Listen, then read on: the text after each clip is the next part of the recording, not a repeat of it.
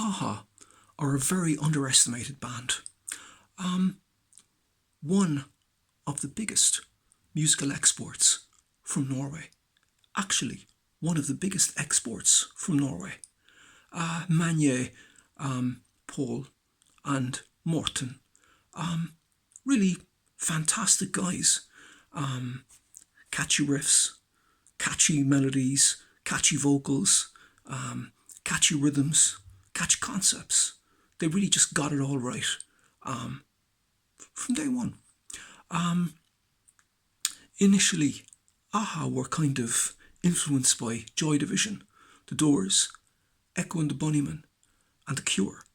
So they were kind of guitar orientated, kind of post-punk, dark. But that all changed with a kind of fact-finding mission to London, what they call a suck and see. So they went to London and they became enamoured with the English synth-pop genre.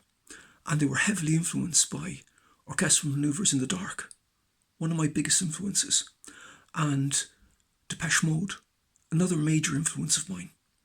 And basically came back to Norway and integrated the kind of synth aesthetic into their oeuvre, and then basically procured two English producers to produce their stuff, to produce their music, and culminating in, Take On Me, which didn't make number one, but it was a massive global hit. And then The Sun Shines on TV, number one. And then number one albums, and more number ones, and kind of world domination, basically. And also, what was a major decisive factor in all of this was MTV.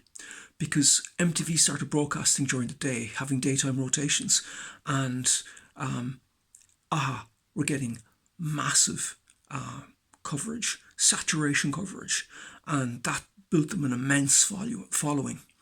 And again, like they had one of the first videos in this paradigm to reach 1 billion. They got 1 billion hits, and also kind of, even with MTV, they won 8 awards in one sitting, which is kind of unprecedented.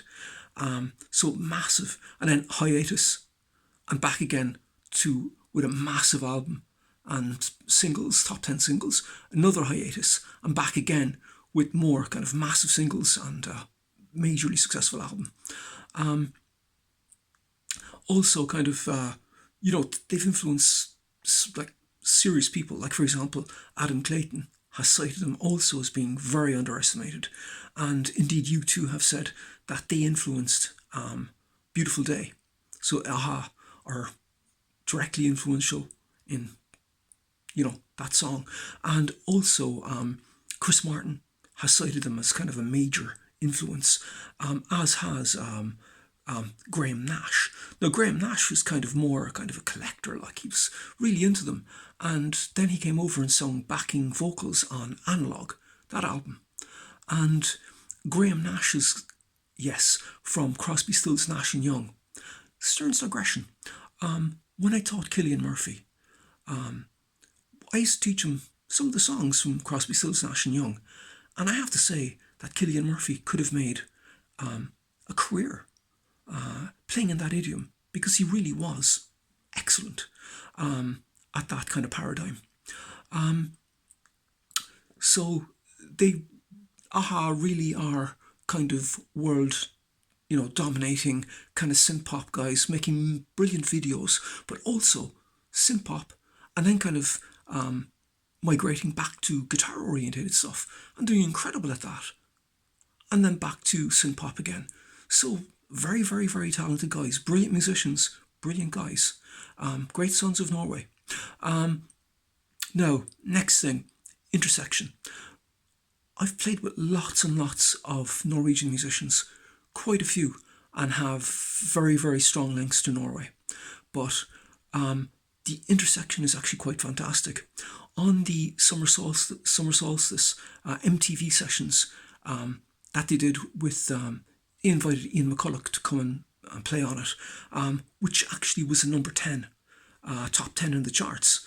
Number 7 actually.